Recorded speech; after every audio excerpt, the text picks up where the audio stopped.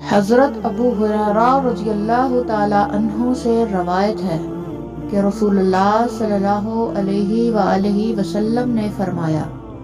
اللہ تعالیٰ فرشتوں سے فرماتا ہے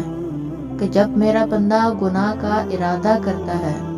تو جب تک وہ اس پر عمل نہ کر لے اس کا گناہ نہ لکھو۔ اگر وہ اس پر عمل کر لے تو ایک گناہ لکھ لو، اور اگر وہ اس کو میری وجہ سے چھوڑ دے تو اس کے لیے ایک نیکی لکھو،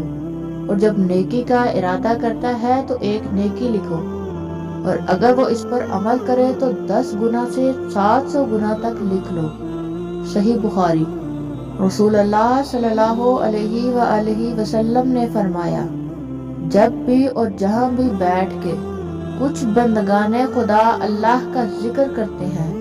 تو لازمی طور پر فرشتے ہر طرف سے ان کے گرد ہو جاتے ہیں اور ان کو گھیر لیتے ہیں،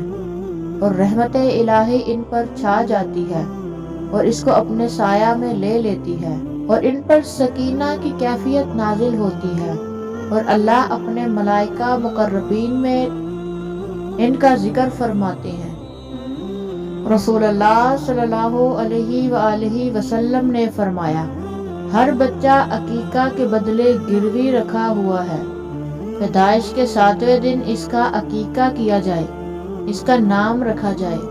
اور اس کے سر کے بال منڈوائے جائیں۔ شیطان کی تاریخ۔ 80,000 سال تک فرشتوں کا ساتھی رہا، 40,000 سال تک جنت کا خزانچی رہا، 30,000 سال تک مقربین کا سردار رہا،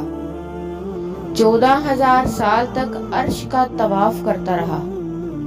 پہلے آسمان پر اس کا نام عابد تھا، دوسرے آسمان پر اس کا نام زاہد تھا، تیسرے آسمان پر اس کا نام عارف تھا، چوتھے آسمان پر اس کا نام ولی تھا، پانچویں آسمان پر اس کا نام تقی تھا، چھٹے آسمان پر اس کا نام خازن تھا، ساتویں آسمان پر اس کا نام عزازیل تھا، اور اب قیامت تک اس کا نام ابلیس ہے۔ غرور اور تکبر نے اسے کیا سے کیا بنا دیا۔ ناظرین، دعا ہے کہ اللہ پاک ہم سب کو سنت رسول پر عمل کرنے کی توفیق عطا فرمائے